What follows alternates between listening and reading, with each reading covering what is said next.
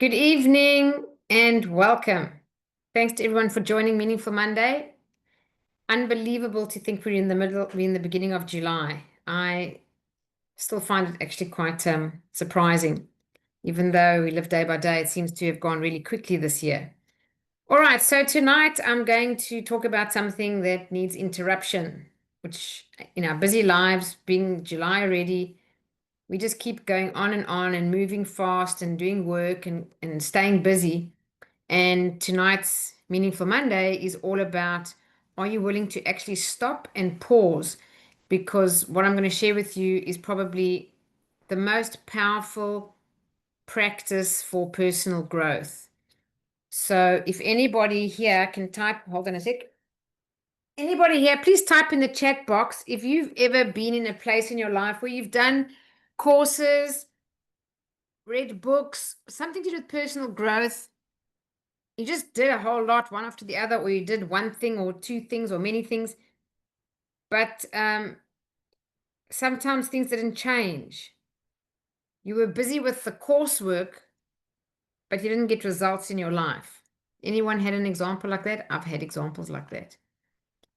Um, and what that often is we just keep going on the busy lane and we never take a stop, get off the road, and actually pause. And that's what I'm going to talk about tonight. So please grab a pen and paper if you have one. I'm going to give you a couple of neat exercises to do. They're really cool. And I'd like you to really put everything into them. Don't sit and listen to me talk and be idle. So if you haven't got a pen and paper, grab one or grab a journal, a book that you won't just lose like a piece of paper, and do these reflective questions I'm going to go through with you with everything you have as best you can. If you're not sure of an answer, do your best to answer it anyway. Give it your best shot. Don't leave it blank and think, oh, I'll come back to it. Because they've proven that if you have questions and you actually write the question down and actually write the answer down, you end up thinking differently about that than you did before. But if you don't actually write it down and you just do it in your head, you don't actually change anything. So it's actually a research and proven. So do write your questions down, and also for yourself that you've got them in a place that you can go back and look at. All right, so we're going to talk about the power of the pause.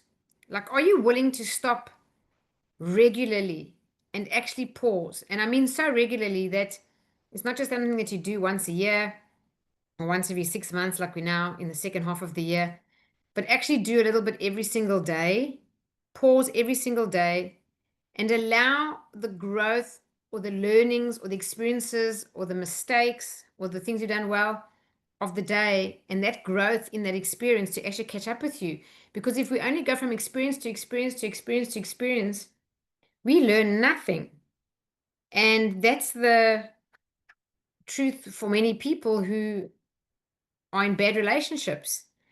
They often cycle round and round and round with the same kind of cause and effect, and they never actually reflect on what's going on, get a learning out of the reflection, take the learning, apply it in their lives, and somehow change or improve from applying that in their life so that when the same thing that's always happened to them comes round again, it's different and it has a different consequence.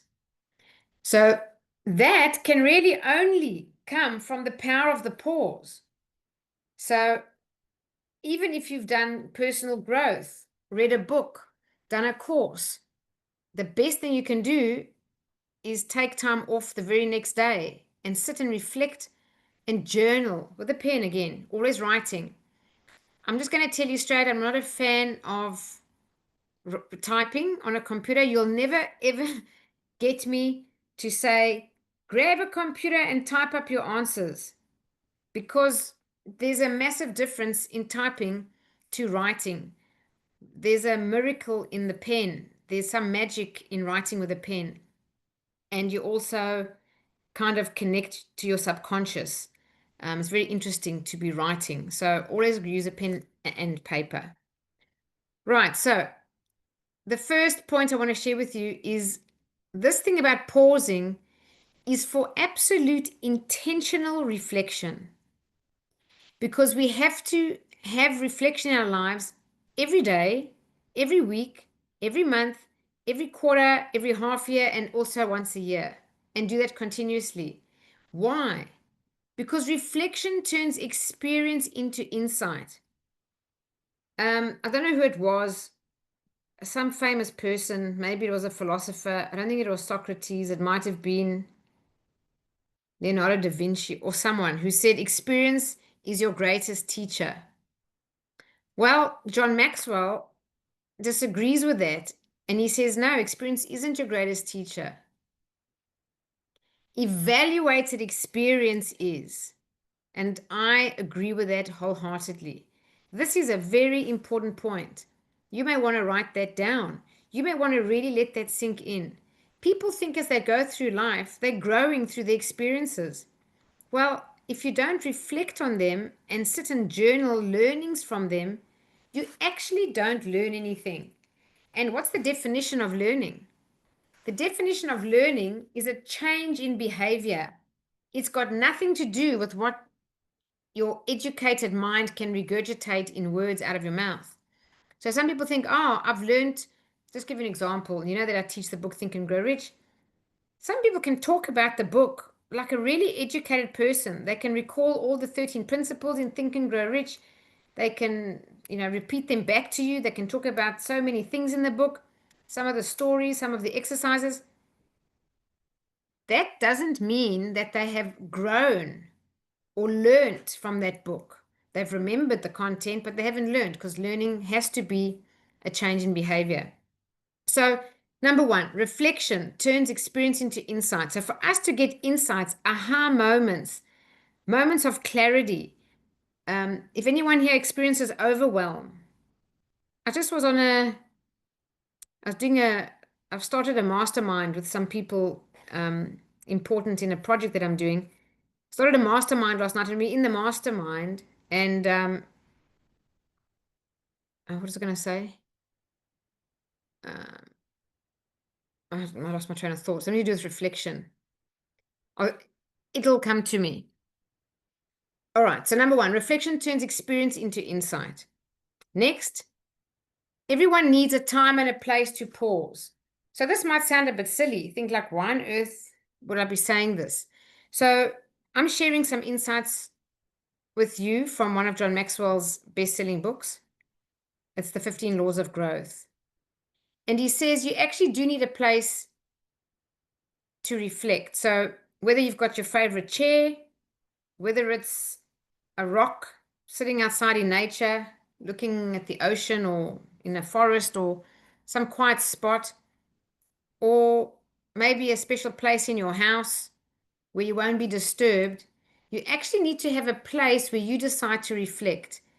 Because if you have a place and you choose a place, you're more likely to use it. The next thing is you also need a time to pause. So you need to block it in your calendar.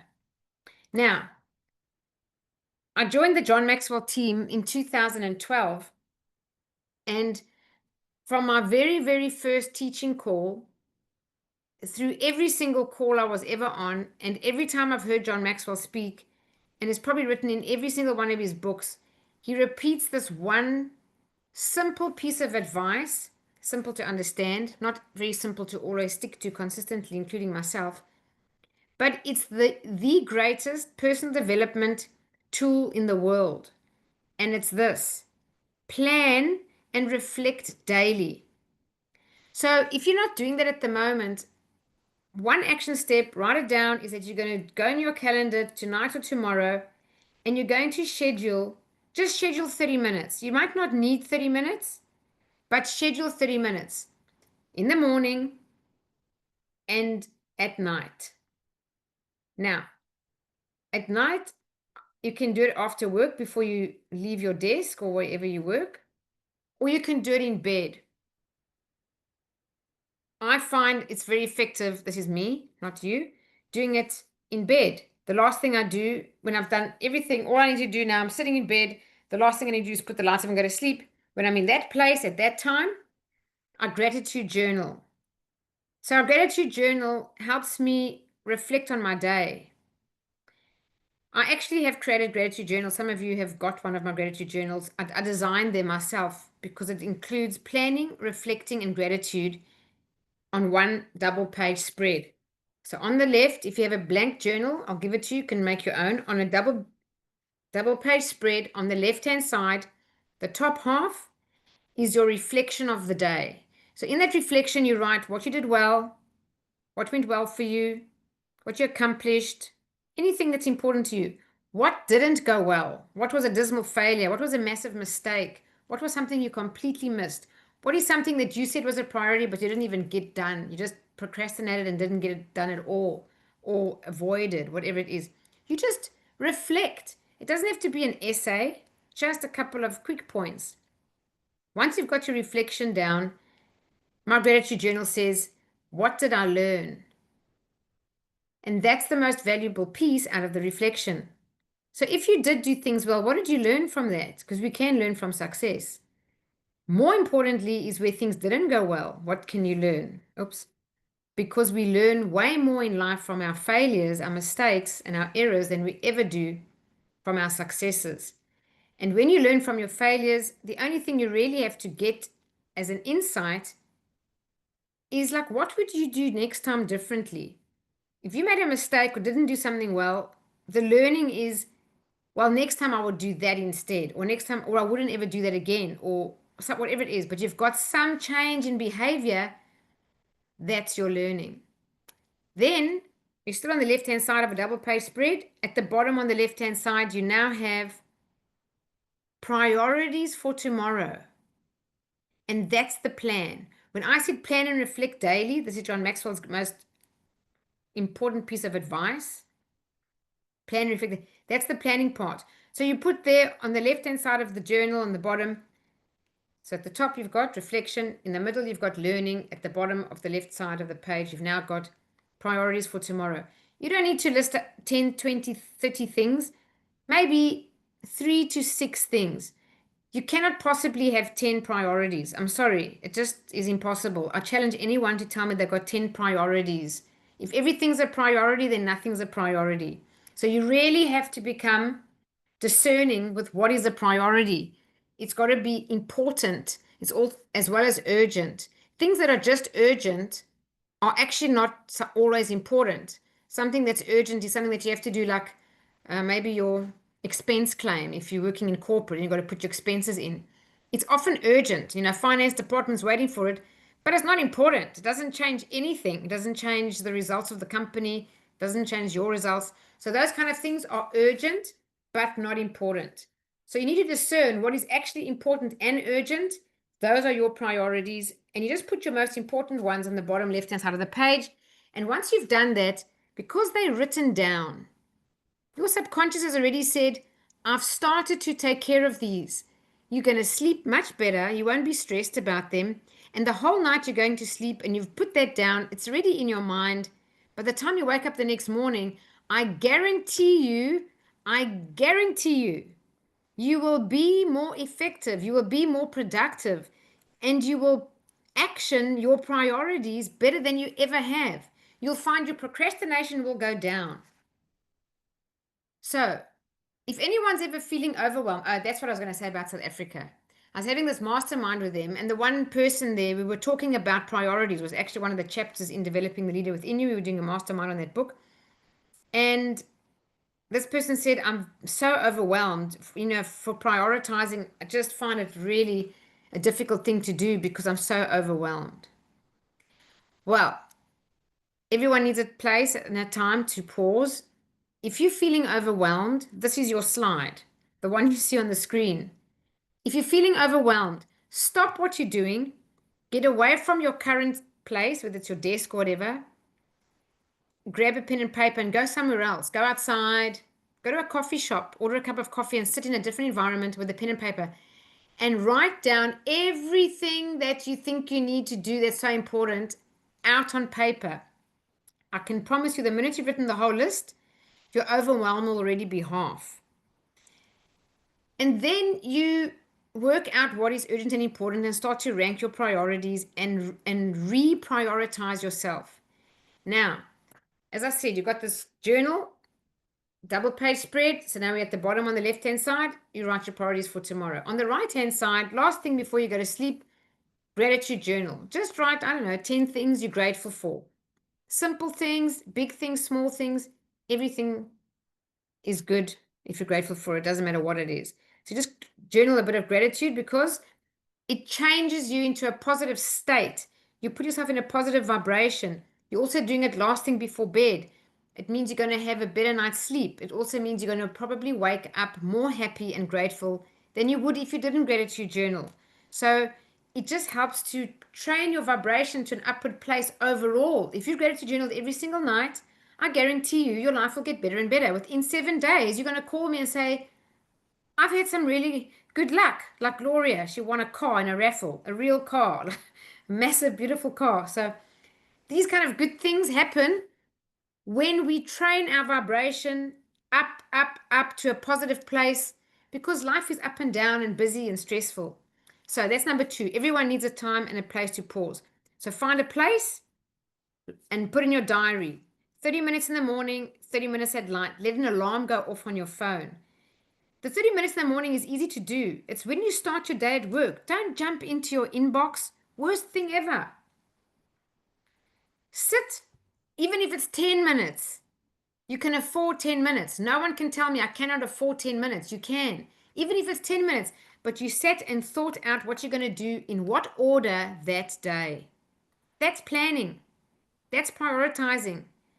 You will change your effectiveness massively. That one simple step.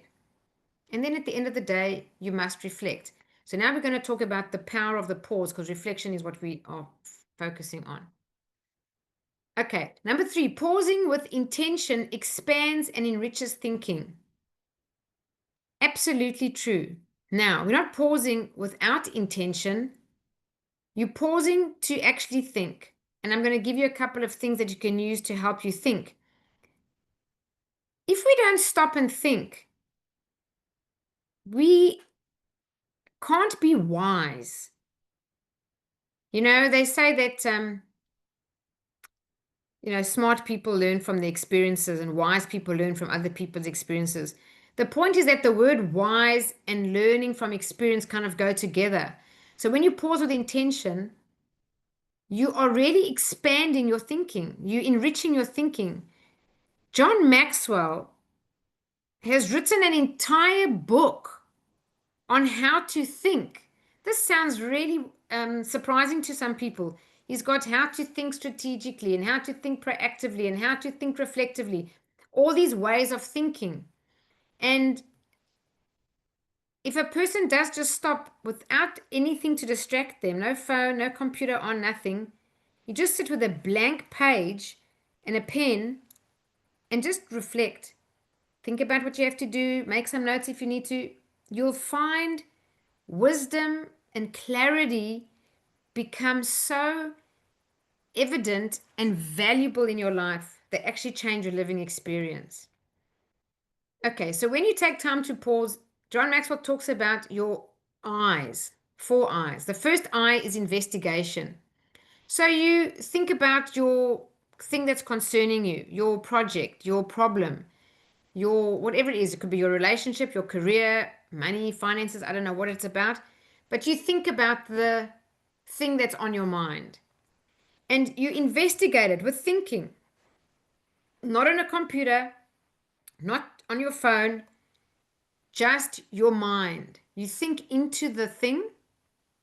You think about the role you play in the situation, if it's a bad situation, even if it's a good situation, what you can do to improve it even more, anything to do with that. The second thing is, once you've investigated something and asked some questions to yourself around it, you then go into incubation.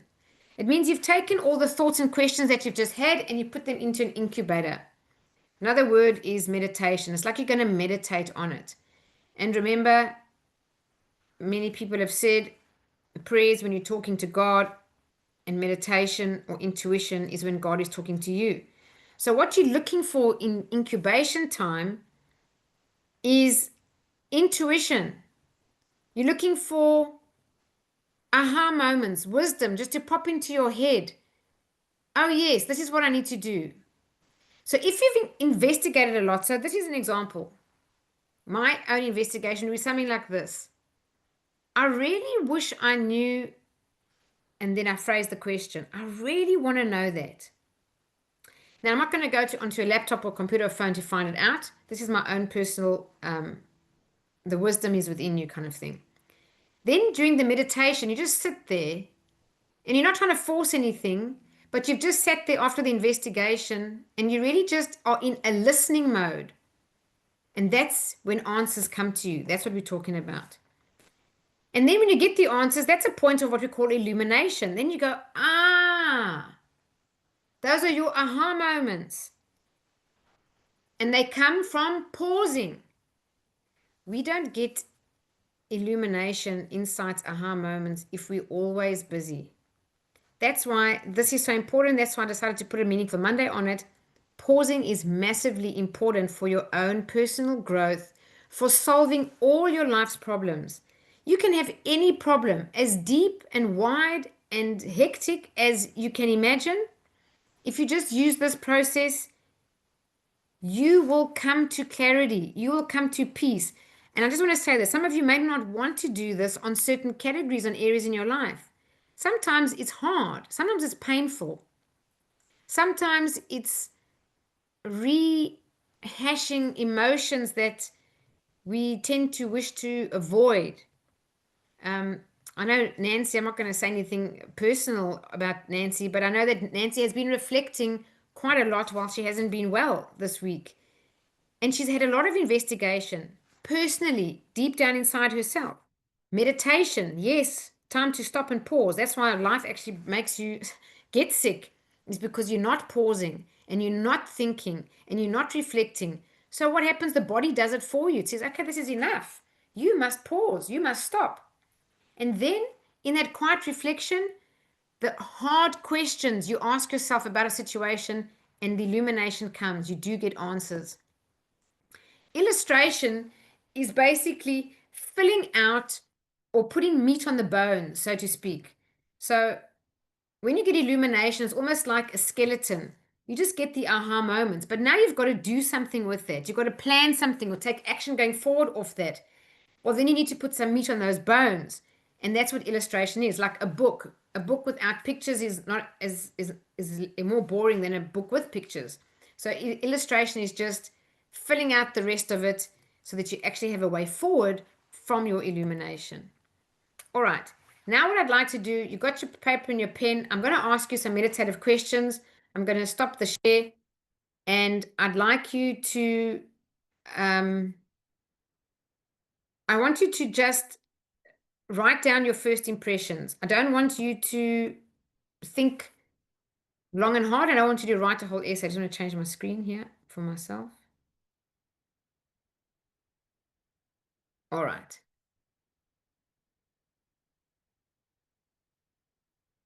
So just relax, close your eyes for a second.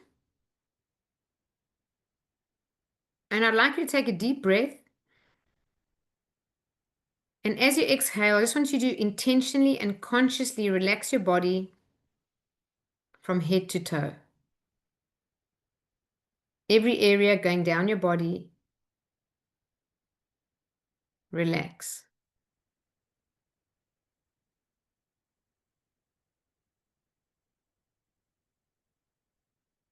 Now take another slow, deep belly breath.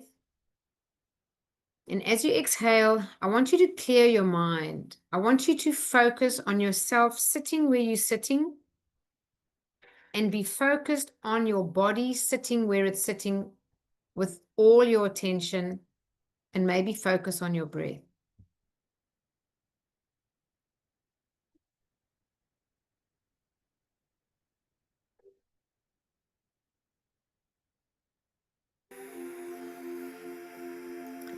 Now take another deep breath and just relax and just say to yourself internally, I trust myself.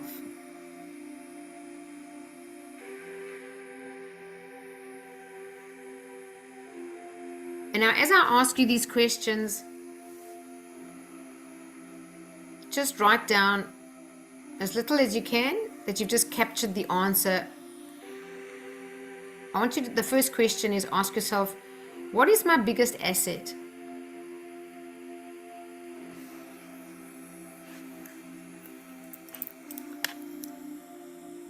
I'm going to give you about 20 seconds only, so it's not a lot of time, because we just want to grab your first impression. What is my greatest asset? Okay, maybe I'll give you 30 seconds.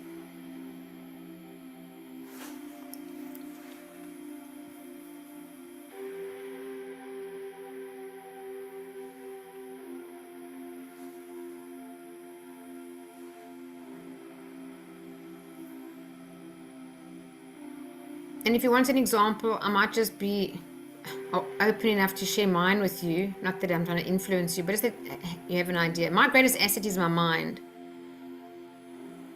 So I'm very aware of how I take care of it and keep it healthy.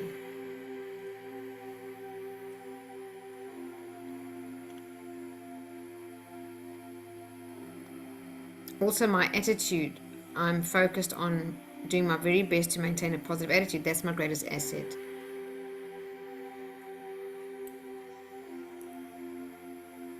Okay, next question is, what is my greatest liability? And be very honest. No one's going to read your work, so write it down. What's your biggest liability? What's costing you your health? What's costing you your energy? What's costing you your money that's just not giving you any return? What's your biggest liability?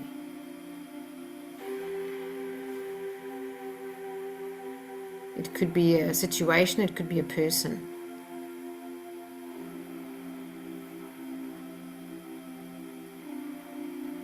It could be a lack of action. It could be a fear.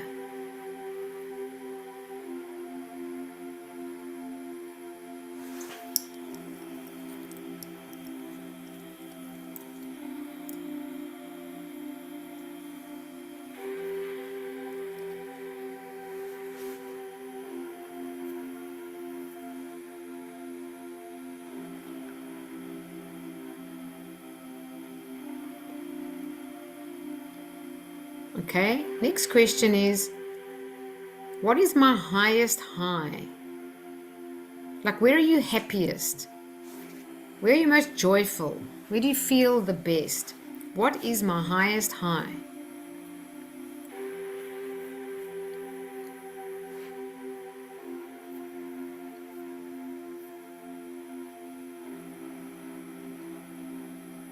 Who are you with? What are you doing? What's the situation?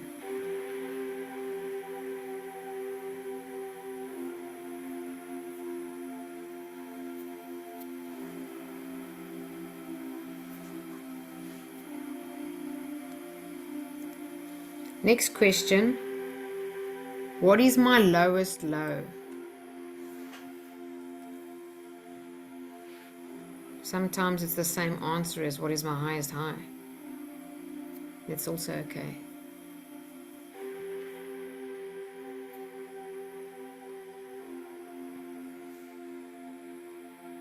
What's your lowest low?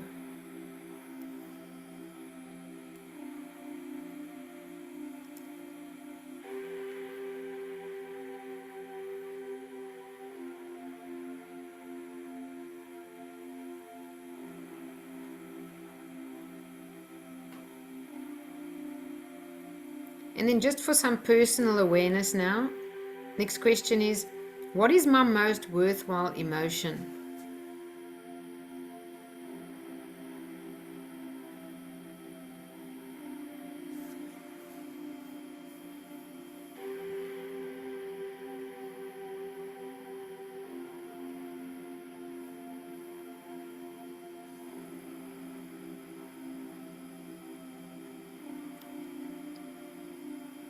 What is my most worthwhile emotion?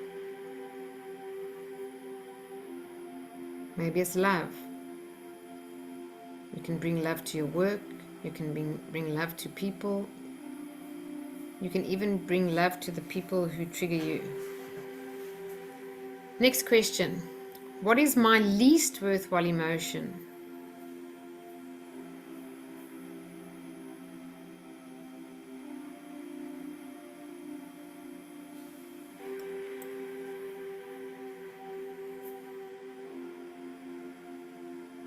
I know mine is fear.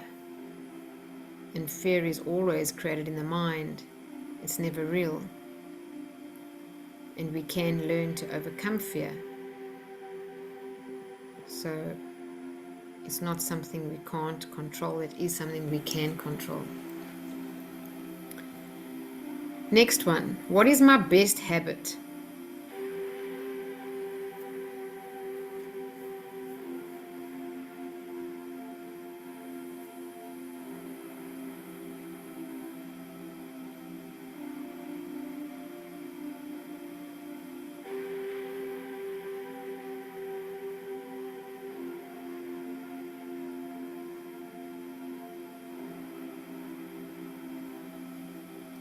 And next question, what is my worst habit?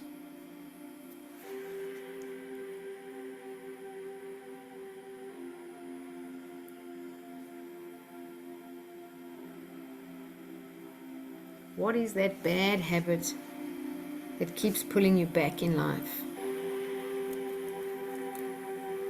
Reversing the good in your life.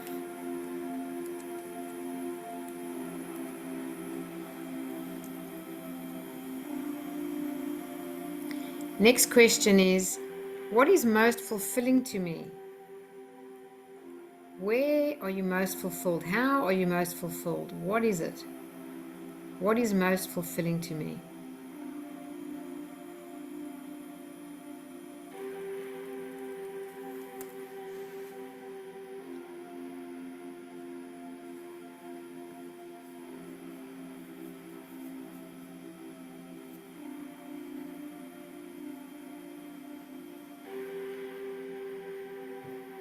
And for now, the last question is, what is my most prized possession? Now, it doesn't have to be a physical, material possession. It can be, or it can be something like your faith, or it can be your car. It can be anything. What is your most prized possession? It could even be a person.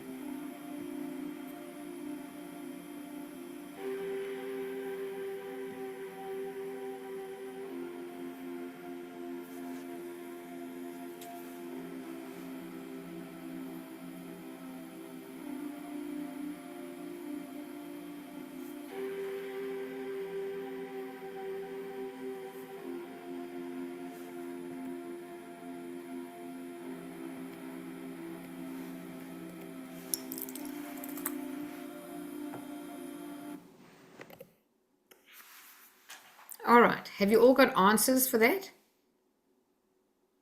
Yeah? Just give us a thumbs up there. You all got answers? Okay.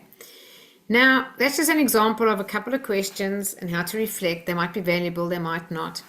So I'm just going to repeat here on how we can actually apply the law of reflection in a way that's going to be really beneficial to help you in your life. So the first thing I mentioned, I'll repeat it again, create a place where you can consistently and effectively go to reflect. So do so immediately. Maybe write it down on that journal. What is your place? I have my place. It's the same corner of the same couch. I just sit there. There's a cushion behind my back. And as I sit down there with a journal and a pen, I'm in a different mode. I'm in a reflective,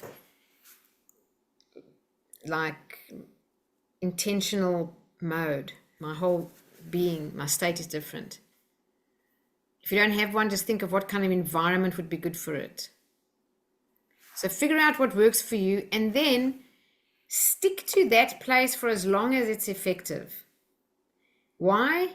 Because when you make a habit of going to sit in that place or in that chair or on that rock or wherever it is, it becomes a practice, the same as daily meditation or brushing your teeth. It becomes a practice, and when you're there, you kind of get into that mode.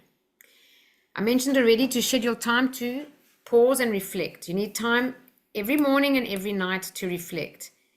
Now, I said 30 minutes. Minimum is 10. So at the end of every day, definitely at the end of every day, I suggest doing it at night, last thing in bed, have a journal next to your bed. And when you wake up in the morning and make the bed, you put the journal next to your pillow, like on the bed. So you actually can't get in the bed to go to sleep unless you pick up the journal. Now it's in your hand. You can't miss the opportunity to use it. So that's my suggestion.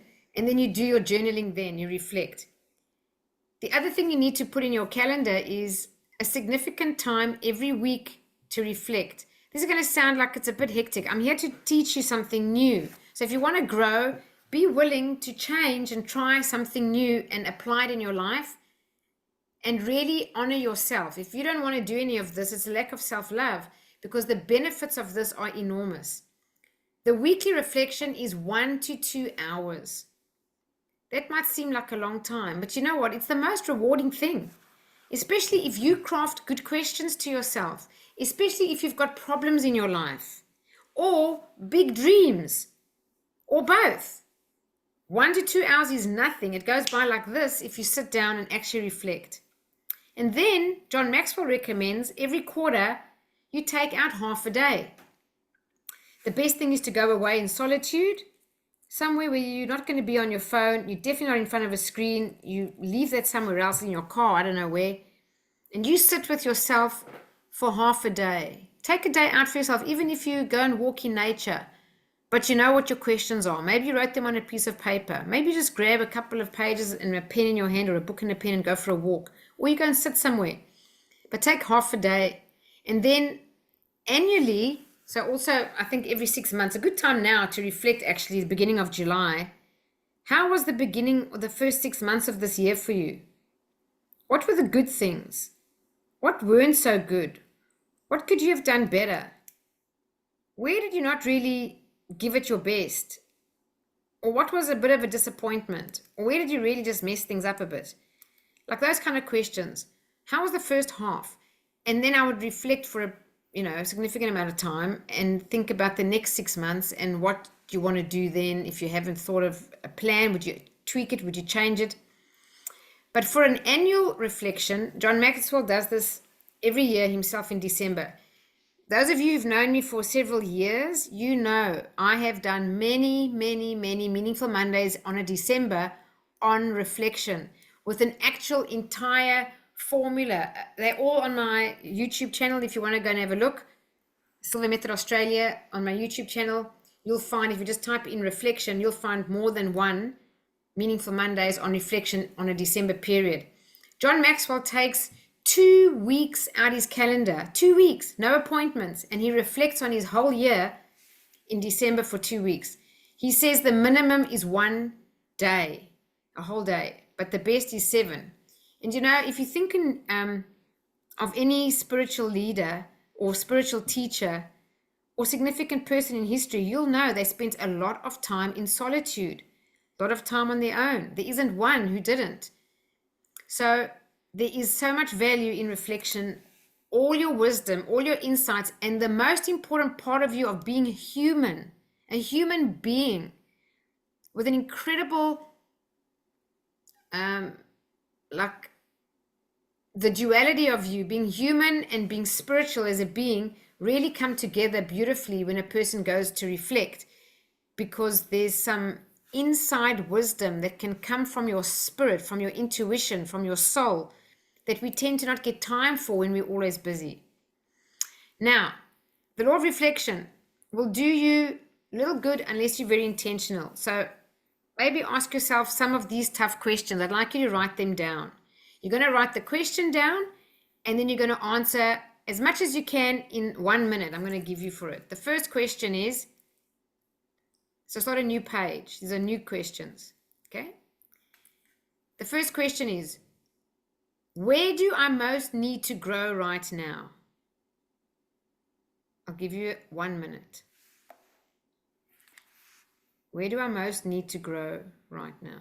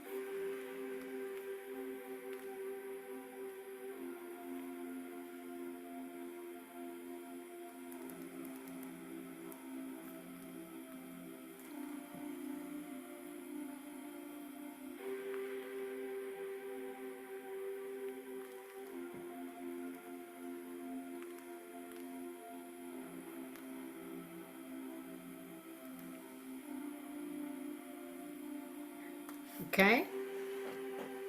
If you want to make a few other notes, if you want to expand on it later, just jot a few notes down, and then I'm going to go to the next question.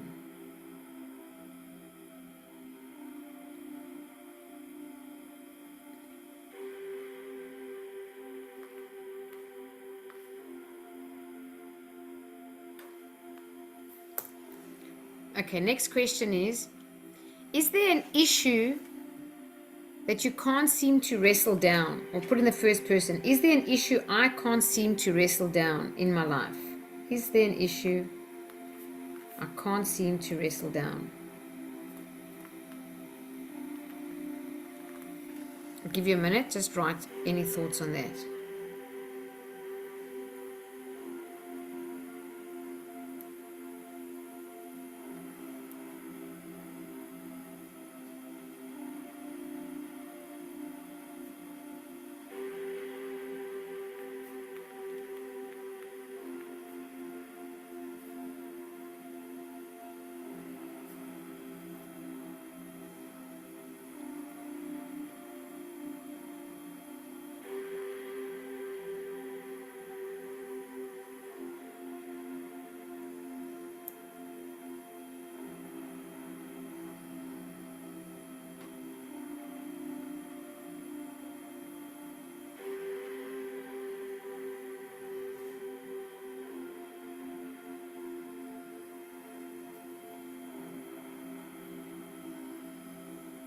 Okay, next question.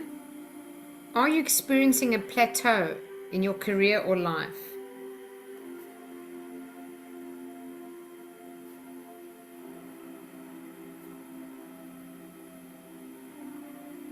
If it's no, it's no. If it's yes, where is it?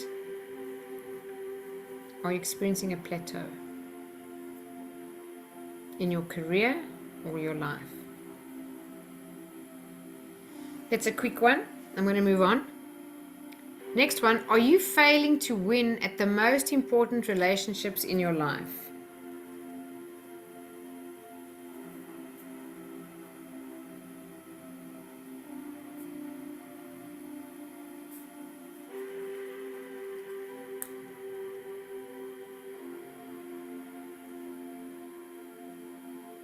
And to win, I don't mean competitively. I mean to win as in they're happy, they're harmonious, they're loving, they're reciprocal, they're supportive, they make you happy, they honor you, cherish you. Are you failing to win at the most important relationships in your life? Now, if the answer to that question is yes, I'm failing to win at the most important relationships, maybe one or more, then you need to write down some tough questions around that relationship, around your thoughts on that relationship, around that person. If you wrote down, what do you think of this person? Like, why is it such a difficult relationship? I know this is going to sound unbelievable, but I'm here to tell you that those are your beliefs. They're not your facts. They're not truth. They may be facts, sorry. They can be facts, but they're your beliefs. They're not the truth. Because our beliefs determine our living experience. And if we believe the person is so stubborn, the person is so inconsiderate, the person is so selfish, the person is whatever it is, that's what you will elicit from them, absolutely without a shadow of a doubt, because the law of attraction is undeviating. So my point on if you're failing to win at the most important relationships in your life is, where can you change yourself regarding this relationship? Maybe how can you love yourself more? How can you approve of yourself more? How can you cherish yourself more? And the more you work on yourself, you'll find you'll be easier to improve the way you look at other people. Maybe you'll even be willing to be more compassionate, more empathetic, more forgiving, or decide the person's toxic and you're not meant to have them in your life, which is also fine, whichever it may be. What I'm saying is, when we blame another person for the quality of a relationship, you're completely powerless. There's no point in blaming. You'll always remain a victim and you're never going to fix it, okay? So there's no blaming. When you have a bad relationship, it's yourself that you have to work on and never the other person. We're not here to change anyone, convince anyone. We're here to fix ourselves. So however that may be, you love yourself more and you work out through that journey how you are with the other person. Sometimes we do walk away from people. It's not a bad thing. Some people are very dangerous or very unhealthy for us, or abusive, or whatever it may be. And in those instances, no, you don't stay. But if they're just good relationships that are not working, well, we need to fix ourselves, our self-love, and we can improve the relationships working on ourselves, and tough reflective questions on how we can maybe grow or heal our inner child wounds so this person doesn't trigger us. All right, let's go back to the last two questions on reflection. The next one is, do you need to examine or re-examine your purpose? That's just yes or no. Do you need to examine or re-examine your purpose? If it's no, great. If it's yes, you need to put a big asterisk there and take block time to reflect on that. You need to dig deep, asking questions like, what is your passion? What have you achieved? What have you done uncommonly well? How are you wired? Where do you belong? Questions like that. Okay? And then the last question on reflection I have here is, do you need to assess what you're doing in your second half? Now, in John Maxwell's book, he means the second half is the second half of your life, as in you're around the age of 40, 50, the second half of your life. You can do that. It takes a more time to reflect, and some people don't really think about that much, which they would be better off doing. But it can also just be the second half, because we're now in July. So do you need to assess what you're doing in the second half of this year, first and foremost, 2025? And then you can also have that as a question for the second half of your life. So those are some reflective questions. That one is just a yes or no. If it's a yes, again, block time. If it's for the second half of your life, I really recommend on your own, not with a partner, not with a friend, not with a relative, on your own, you go away. You go away for a week and take time to sit. No phone, no distractions, no screen. And you think and you formulate tough questions for yourself. It's very easy to do. Whatever the topic is you need to work on, you can formulate tough questions. If you're a coach and you're going to coach someone else, what are the tough questions you'd ask? So that's what you do. Okay. I'm just going to share the screen again.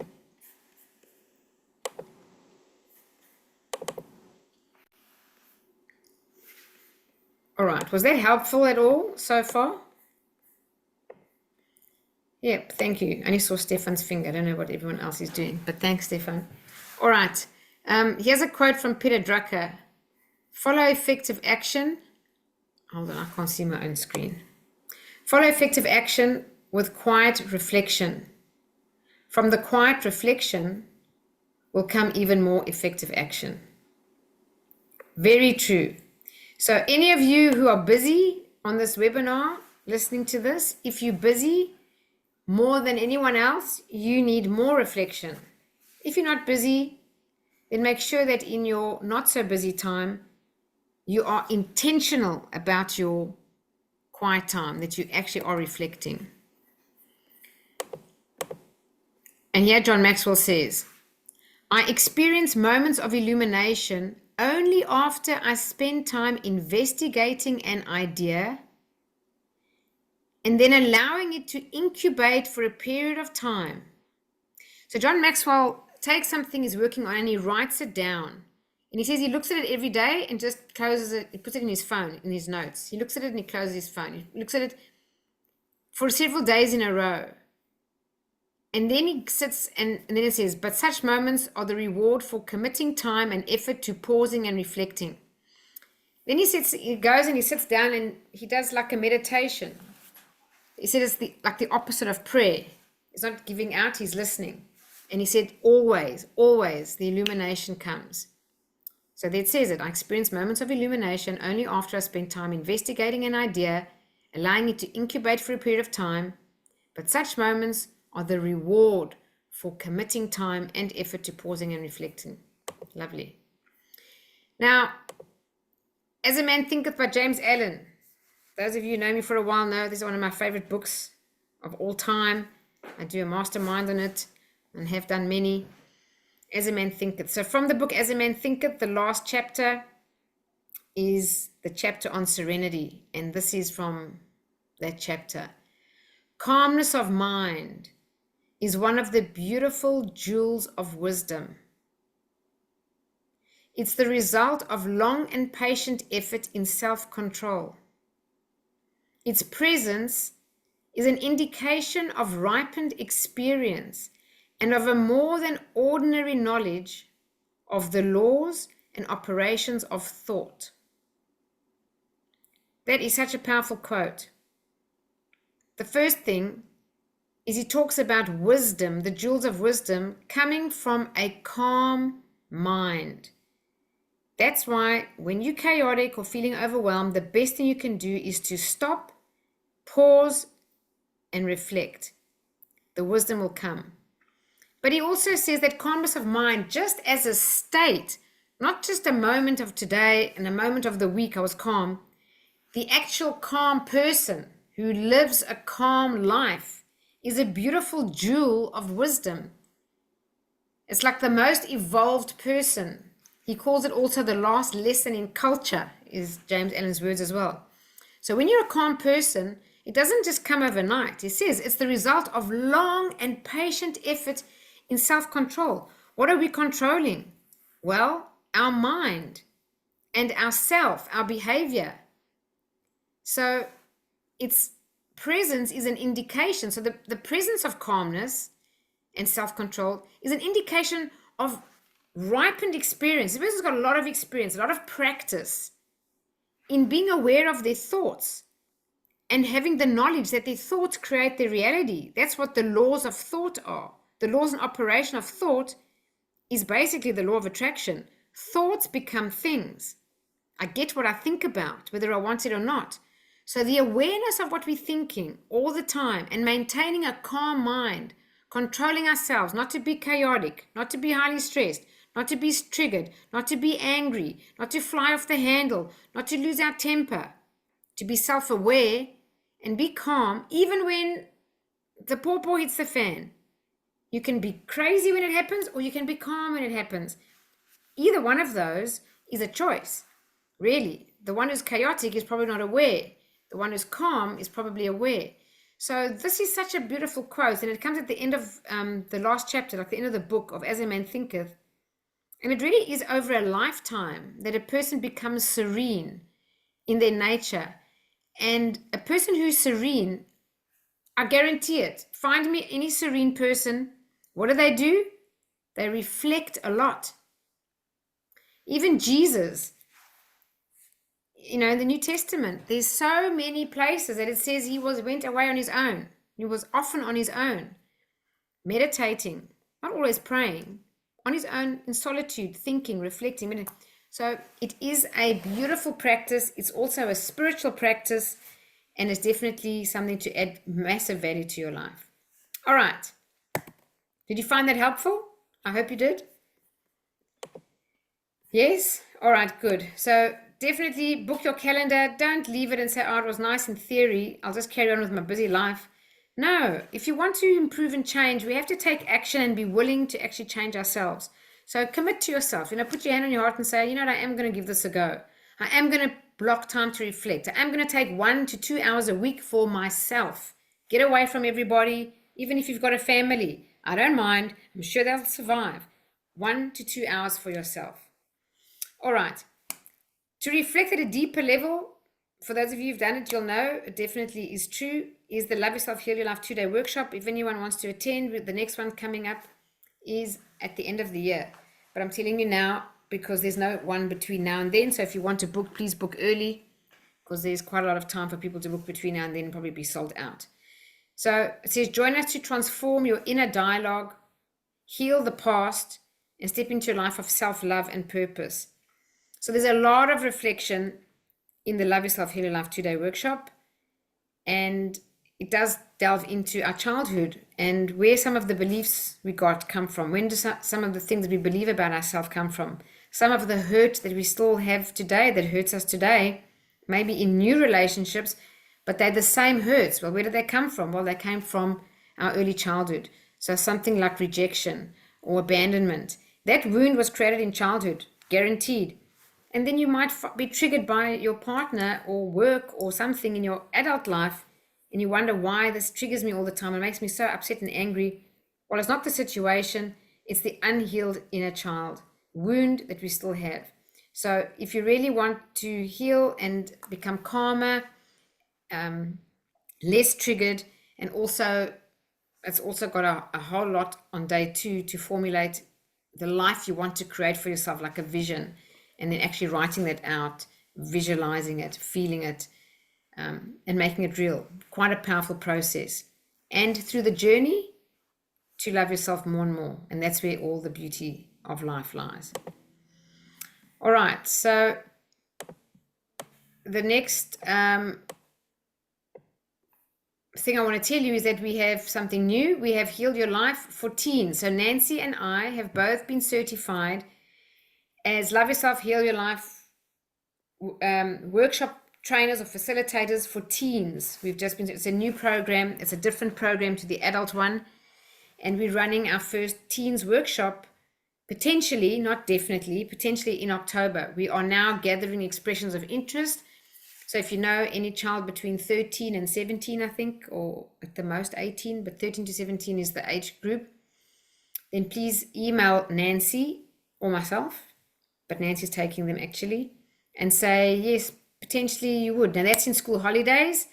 It's a 2nd of October. Hold on, I don't even know if it's a Thursday, Friday, or a Saturday, Sunday. No, Thursday, Friday. So it's a Thursday, Friday in October during school holidays. So please let us know as soon as you can if you would potentially be interested. It's not a commitment, just expression of interest. Or there's someone else that you know. So teenagers really need this, guys. For those of you who've done Heal Your Life, you know the value it gave you. It's a very powerful, beautiful experience for 2 days. Our teenagers now more than ever really need healing.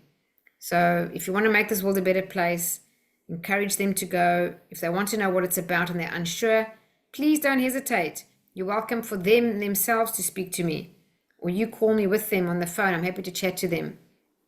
They don't need to be concerned about what am I going to be doing in that workshop. If they ask you what if you went, please don't tell them what you actually did in the workshop, because if you tell them, it's like we have a code of confidentiality and a code of privacy.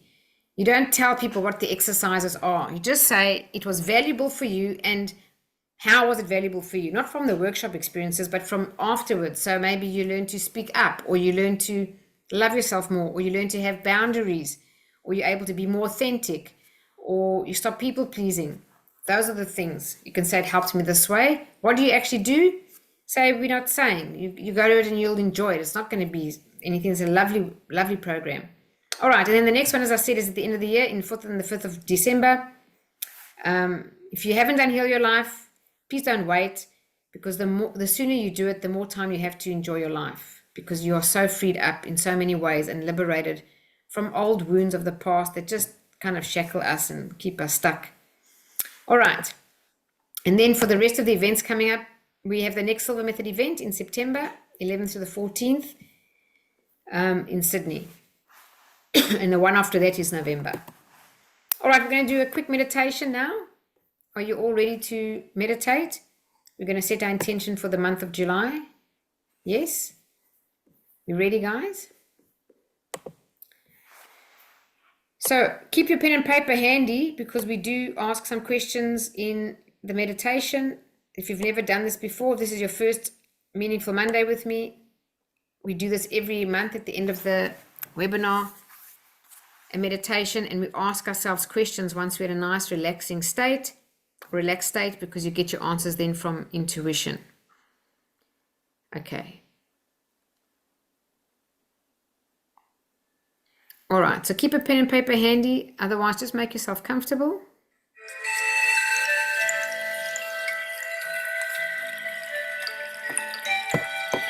Close your eyes.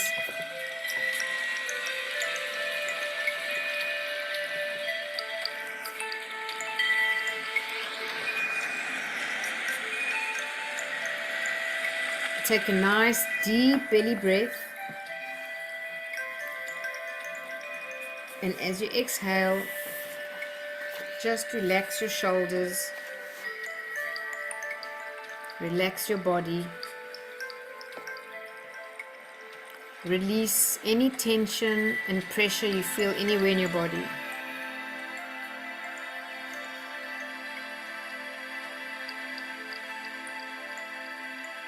And just become aware of yourself right here, right now, in your body, wherever you are. Just focus on the here and now and relax.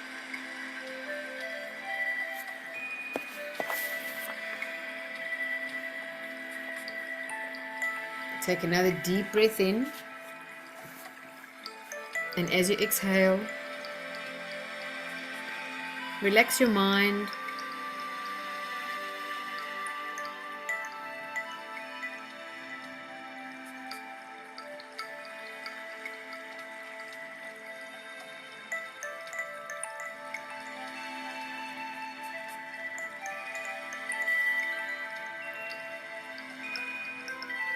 Now you're going to create in your mind an ideal place of relaxation. It can be real or imagined, somewhere that you've been or somewhere that you'd like to go, and allow it to be a place where you feel totally relaxed. Any place you choose.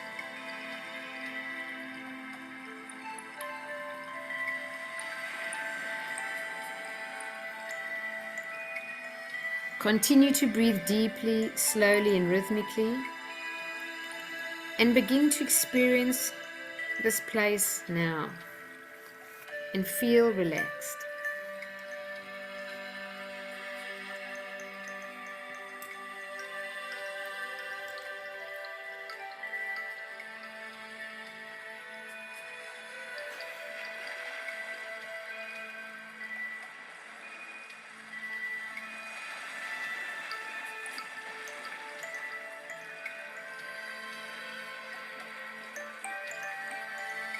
There's nothing for you to do now, nowhere for you to go, so just relax in your ideal place of relaxation.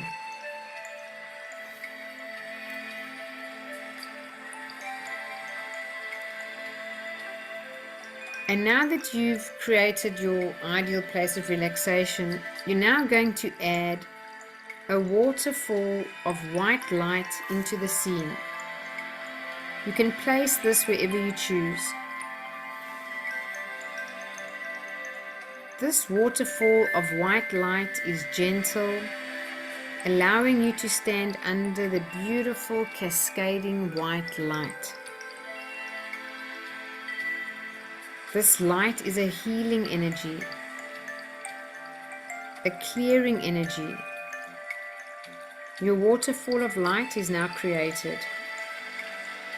Walk over to the waterfall and stand under this white healing light. Allow the white light to swirl around you, flow over you, encompass you within its glow. Feel it clearing all the stress away, all the clutter, all the tension, all the worries, all the anxieties, not just from today, but from your entire lifetime. feel it washing it all away, this beautiful white light.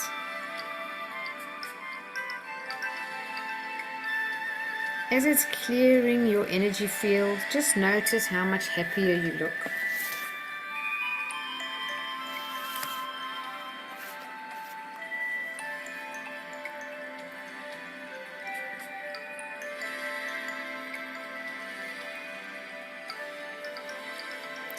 Notice the smile on your face. See how the weights that you've been carrying are no longer a burden. And just notice your energy field is now expanding out as you are radiating love.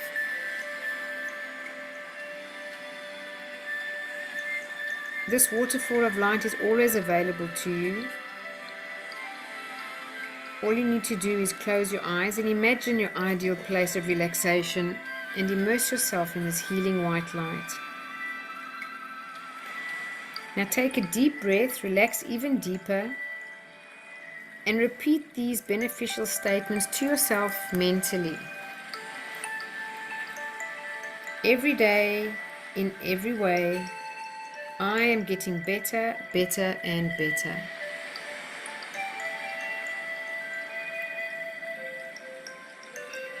Positive thoughts bring me benefits I desire.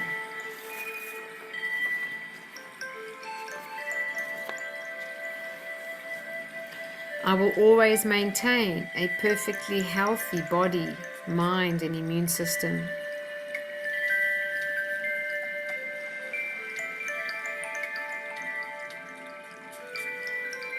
The following statements are for your better health, so keep in mind that from now on I will be speaking in your place. Every second, every minute, every hour, every day, every cell, tissue, organ, and system of my body is revitalized, restored, and renewed, resulting in a perfectly healthy body, mind, and immune system. I'm able to function in harmony, physically, mentally, emotionally, and spiritually, to promote maximum benefits. Now imagine this white light of this beautiful waterfall, that the white light turns to green. You are now immersed in a glowing green light. This green light is unconditional love. It surrounds you, it encompasses you, it flows through your entire being. It fills you with love. All the hurts you felt, all the pain you felt, the angry moments, the disappointments. Allow this green light, this unconditional love, to heal all those spaces now.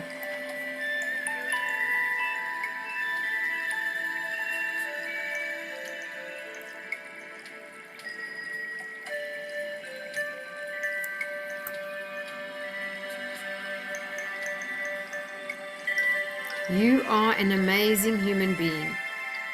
You deserve love. You deserve joy.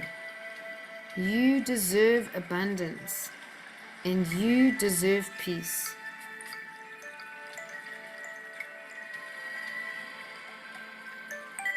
It's now time to step out of the waterfall.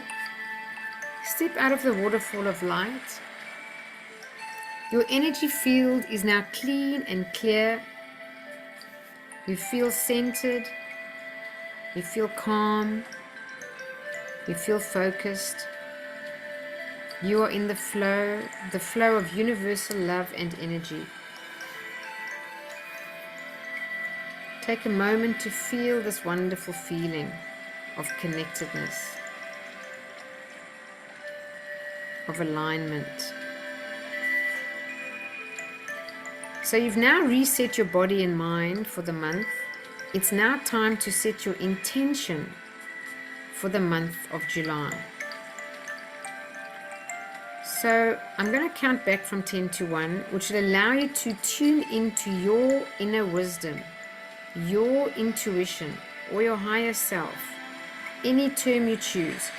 The part of you that when you tuned in guides you and intuitively knows what is best for you. 10,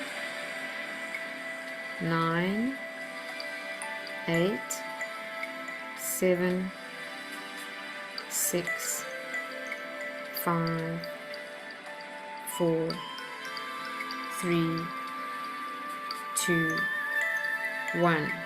You're now tuned in to your inner wisdom that can guide you and intuitively knows what is best for you. I'd like you to ask yourself the following questions and just write down your first impressions and then close your eyes and re-enter the meditation. First question is, what do I need to focus on for the month of July?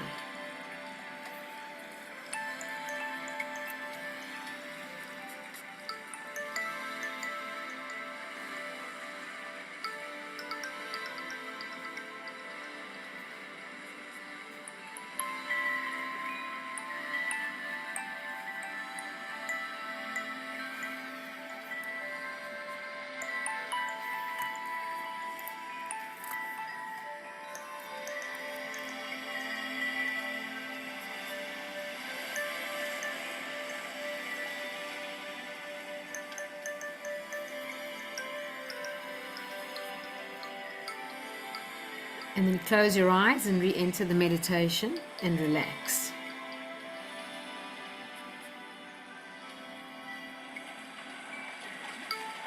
Next question, what steps do I need to take me closer to what I want to be, do, or have?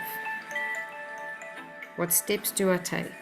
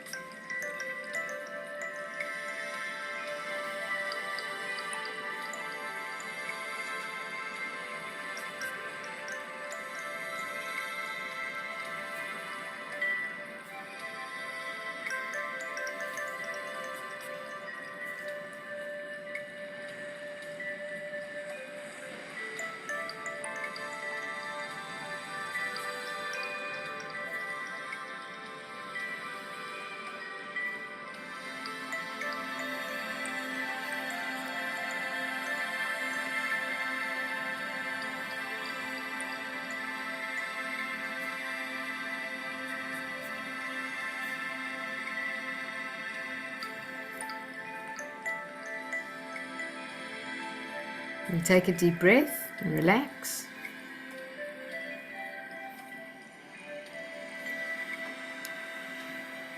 Next question, what do I need to let go of?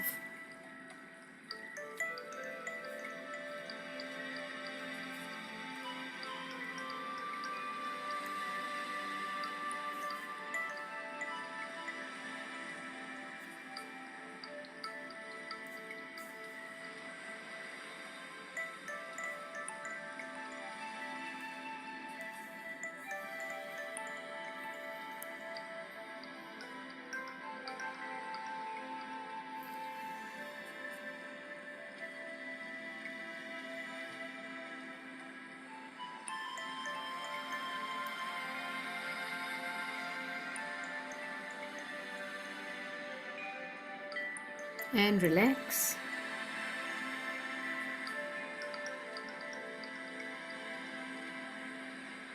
Next question, what do I need to embrace? Maybe it's time to reflect. Maybe it's something else. What do you need to embrace?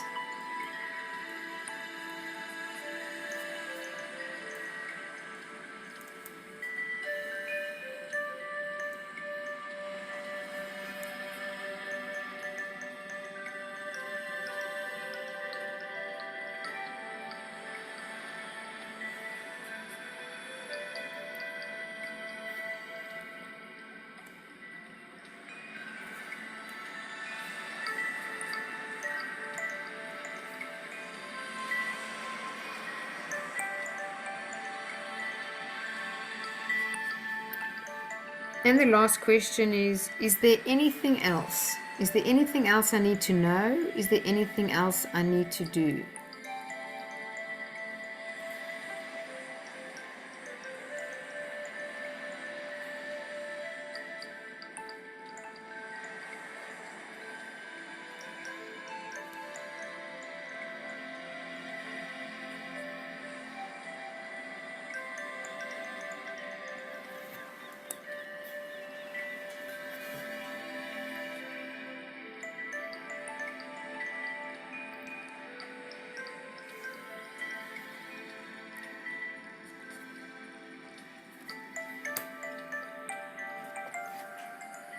And take a deep breath, and as you exhale, just relax. Bring your attention back into your body. Have a nice big stretch, and when you're ready, you can open your eyes.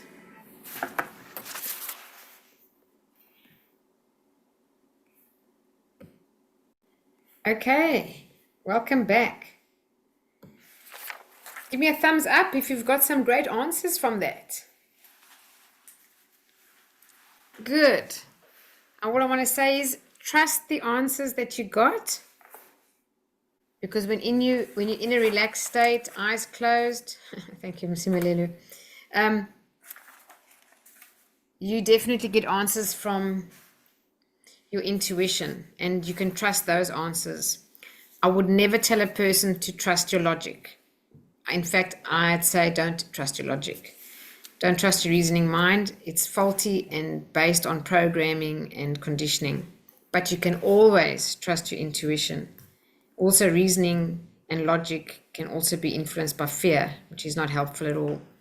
But when you're in a relaxed state like that and you get answers, trust them. Now, the most important thing is take those that you as answers and make sure that you first thing tomorrow morning or tonight, put it in your diary, put it in your calendar, and take action on those things. Make sure that you do take action, and you'll have a great month of July and get everything you want done with effectiveness.